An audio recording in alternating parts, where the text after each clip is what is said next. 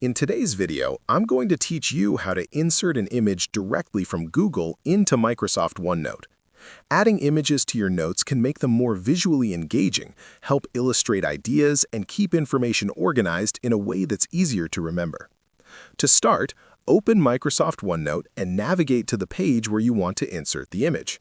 Make sure your notebook is fully loaded so that all features are accessible. Once your page is ready, go to your web browser and open Google Images. You can search for any image that's relevant to your notes, such as diagrams, photos, or illustrations. Once you find the image you want, right-click on it. Depending on your browser, you will see options like Copy Image or Copy Image Address.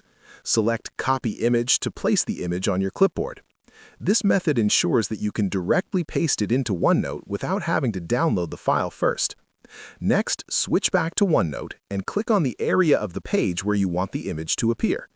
Right-click and choose Paste, or use the keyboard shortcut Ctrl-V on Windows or Command-V on Mac.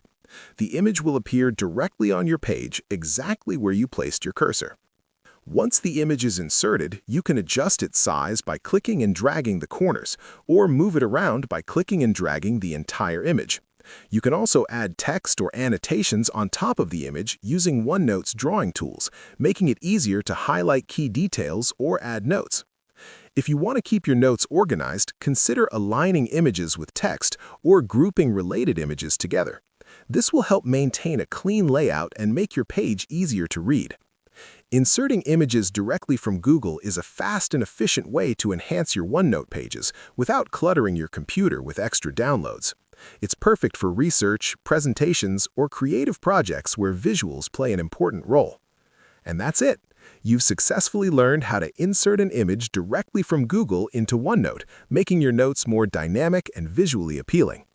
If you found this video helpful, let me know in the comments. Give it a like, subscribe to the channel, and don't forget to hit the notification bell.